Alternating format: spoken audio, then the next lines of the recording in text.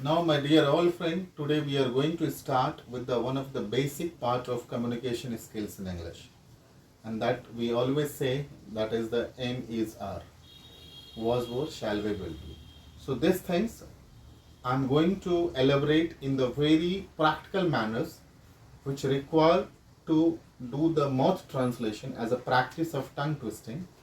The moment once you will fit with your aim is are, was were shall be will be, in the automated way you will able to feel fluent from the inside of your communication. So technically we keep in present tense, in Vartman Kal we keep it as a aim is are.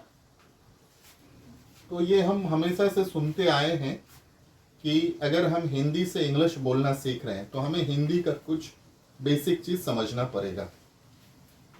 जब वाक्य के अंत में हूं, है, हो या मुख्य क्रिया मीन्स मेन वर्ब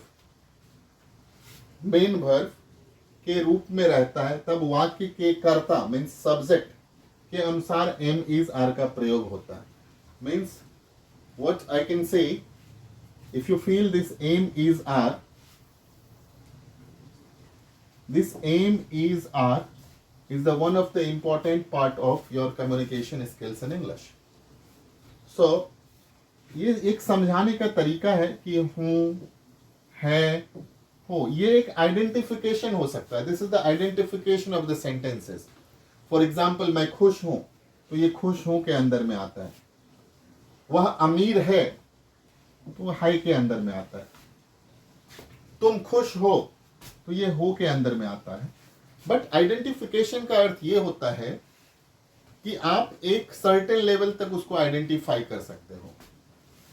अभी जैसे मैं मुख्य क्रिया कहता हूं, तो मुख्य क्रिया का अर्थ होता है इंग्लिश में main verb. This is called the main verb. मुख्य क्रिया के रूप में रहता है, तब वाक्य में सब्जेक्ट मीन्स कर्ता के अनुसार एम इज आर लगता है. अब अपने को समझना है एम इज आर लगाना कहाँ है, राइट. तो जब हम यहां पर जाएंगे तो आप देखोगे आगे आगे जब हम बढ़ते हैं तो chart of person and number है.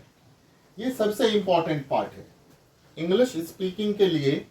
जैसे हम हारमोनियम, तबला, या आप बाइक चलाते हो या आप कार चलाते हो, तो उसका एक बेसिक थिंग समझना बहुत जरूरी है. कार आप कैसे चलाएंगे अगर आपको एक्सेलरेटर नहीं पता है, क्लच नहीं पता है, ब्रेक नहीं पता है, तो आप कार नहीं चला सकते. सिमिलरली ये जो पार्ट है एक basic part of communication skills in English है. तो chart of person and number.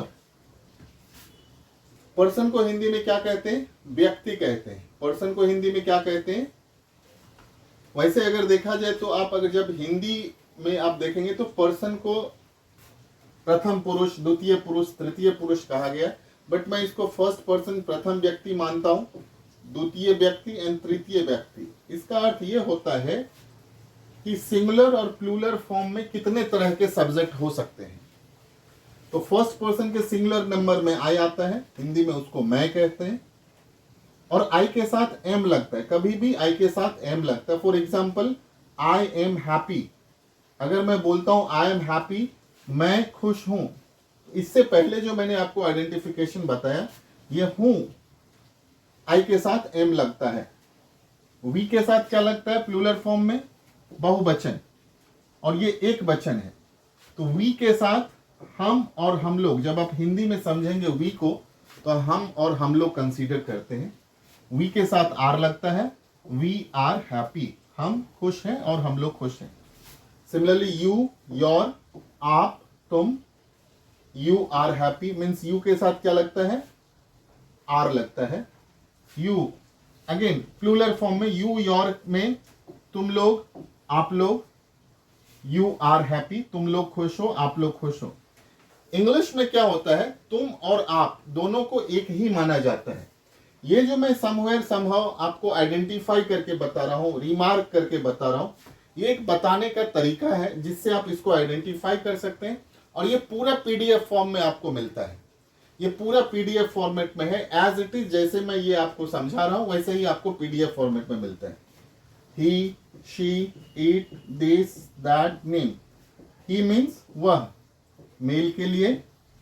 She means वह, फीमेल के लिए, इट मीन्स यह, लिटिल छोटे छोटे चीज के लिए। अब ये इट का जो यूज होता है सिचुएशन और टाइम के हिसाब से होता है। दिस नियर के लिए सिचुएशन और टाइम के हिसाब से यूज होगा। दैट मीन्स वह, किसके लिए, फार के लिए, सिचुएशन और टाइम के हिसाब से। नेम मीन्स कोई भी नाम, राइट। अब ये सब के साथ क्या लगता है, इज लगता है। सबके साथ क्या लगेगा, इज। दे, दोज, दीज, ये सब के साथ क्या लगता है, आर लगता है। तो मीन्स आपको एक चीज समझना, दे को हिंदी में वे लोग कहते हैं, दोज को वो लोग कहते हैं, दीज को ये और ये लोग कहते हैं। समटाइम्स क्या होता है, हम एक कंफ्यूजन में दे पीपल लगाते हैं, बट पीपल लगाने की जरूरत नहीं। दे, दीज, दोज, इसका अर्थ ही होता है वे लोग, वो लोग और ये लोग, राइट।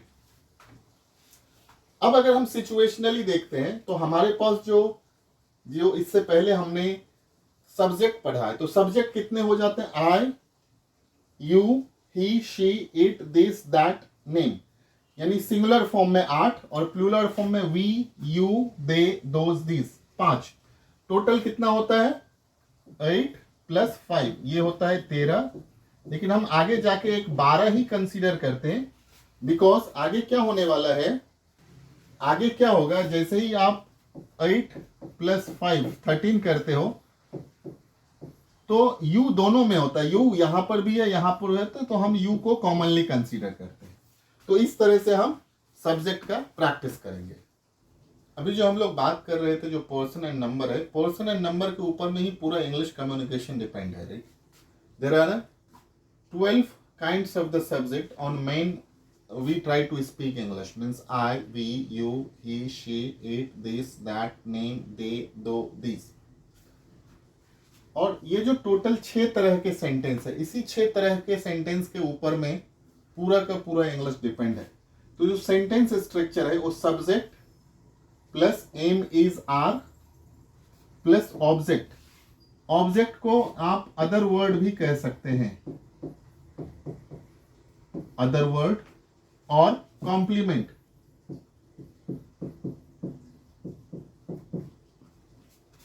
फॉर एग्जाम्पल, अगर हम इसका एक एग्जाम्पल लेते हैं कि अगर हम लिखते हैं subject plus am is are plus not plus object, इसका जो सेंटेंस बनेगा subject plus am is are plus object, तो ये ऐसा बनेगा, आई एम हैप्पी। अगर इसका सेंटेंस बनेगा तो subject plus am is are plus not plus object, तो ये क्या बनेगा, आई एम नॉट हैप्पी। और अगर यही यहां पे वी बनेगा तो वी के साथ क्या लगता है, वी आर नॉट हैप्पी। देखो फ्रेंड्स, इसमें समझने की ये जरूरत है कि सिर्फ एम इज आर से इंग्लिश बोलना नहीं आ जाएगा, हमारे टंग के साथ वो ट्विस्टेड होना चाहिए। हमारे टंग में ये फिट होना चाहिए कि आई के साथ क्या लगने वाला है, वी के साथ क्या लगने वाला है, यू के साथ क्या लगने वाला है। तो आई के साथ एम लगता है, वी के साथ आर लगता है, और he, she, it, this, that, name के साथ इज लगता है। अगेन जो तीसरा सेंटेंस है वो क्या है, am is are plus subject plus object and question mark. Means अगर मैं यही लिखता हूं आई एम नॉट हैप्पी, तो अगर मैं लिखता हूं तो एम आई हैप्पी और क्वेश्चन मार्क है। बोलने टाइम में हम कुछ भी बोल सकते, but whenever you are writing you will have to write correct, right. The fourth sentence जो am is are plus subject plus not plus object, तो इसमें क्या बन सकता है, एम आई नॉट हैप्पी। और फिफ्थ जो सेंटेंस है उसको हम WH फॉर्म करते हैं, इसको आप WH भी कह सकते हो और डबल इंट्रोगेटिव भी कह सकते हो। WH means what, when, where, how, plus am is are plus subject plus object. Means इसका जो सेंटेंस बनेगा WH मतलब हाउ, हाउ के साथ am, how am I happy. और जो सिक्स सेंटेंस है वो WH है plus M is R plus subject plus not plus object. तो इसमें क्या बन जाएगा, how am I not happy. अब इसके जो सेंटेंसेस हैं, जैसे हमने आपको बताया है कि जब हम सेंटेंसेस पढ़ते हैं तो सेंटेंसेस 6 तरह का होता है, affirmative, negative, interrogative, interrogative negative, double interrogative, double interrogative negative. जो पहला सेंटेंस है वो जो हम पढ़ रहे हैं वो क्या है, अफर्मेटिव है, मीन्स सकारात्मक। ये क्या, सिंपल है। सिंपल मीन्स अफर्मेटिव, इसको हम क्या कहते हैं, अफर्मेटिव सेंटेंस कहते हैं। अफर्मेटिव मीन्स सकारात्मक, means simple word, simple sentence, simple sentence. For example अगर मैं यहां पे कहता हूं कि मैं अच्छा हूं, इसका ट्रांसलेशन क्या, आई के साथ हमने क्या लगाया, आई एम गुड। अगर मैं यही कहता हूं कि मैं अच्छा नहीं हूं तो यहां पे क्या हो जाएगा, आई एम नॉट गुड। अगर मैं कहता हूं कि मैं चालाक हूं, सो आई एम क्लेवर। अगर इसको आप 3 फॉर्मेट में बनाओगे तो क्या होगा, मैं चालाक हूं और मैं चालाक नहीं हूं, आई एम नॉट क्लेवर। क्या मैं चालाक हूं, एम आई क्लेवर। ये एक एग्जाम्पल है जिससे आप अच्छी तरह से समझ सकते हो कि किस तरह से सेंटेंस है। हम लोग धनी हैं, हम लोग धनी हैं मीन्स वी आर रिच। आप लोग स्वस्थ हैं, यू आर हेल्दी। ये जो सेंटेंसेस है ये सकारात्मक सेंटेंस है, अफर्मेटिव सेंटेंस है। Now we will go for the next, that is the negative sentence. तो हमने क्या किया है, हर एक सेंटेंसेस में 4-4 एग्जाम्पल लिया जिसको आप अच्छी तरह से देख सकते हो। अब नेगेटिव सेंटेंस में क्या है, मैं बुरा नहीं हूं। So what will happen, what will be the translation, मैं बुरा नहीं हूं, आई एम नॉट बैड। क्या मैं बुरा हूं, एम आई बैड। क्या मैं बुरा नहीं हूं, एम आई नॉट बैड। मैं कैसे बुरा, हाउ एम आई बैड। और मैं कैसे बुरा नहीं हूं, how am I not bad. तो ये जो 6 सेंटेंस है उसको हमने अलग अलग तरह से लिया है। तुम चालाक नहीं हो, यू आर नॉट क्लेवर। अभी अभी हमने पढ़ा है अगले स्लाइड में। राम धनी नहीं है, राम इज नॉट रिच। वे लोग ईमानदार नहीं है, दे आर नॉट ऑनेस्ट। अब हम इसी तरह से अफर्मेटिव के बाद नेगेटिव सेंटेंस में आए हैं जिसमें नकारात्मक नो लगा है। अभी हम इंट्रोगेटिव सेंटेंस में आते हैं जिसमें क्या है, जिसमें प्रश्नात्मक है, क्वेश्चंस मार्क लगा है। अभी आपको एक चीज समझना है, जब कभी भी नेगेटिव सेंटेंस आता है तो नेगेटिव सेंटेंस में हमेशा नो लगा रहता है, नो और नॉट लगा रहता है। सिमिलरली अगर ये इंट्रोगेटिव सेंटेंस आएगा तो यहां पे हमेशा क्वेश्चंस मार्क लगा रहेगा, क्वेश्चंस मार्क।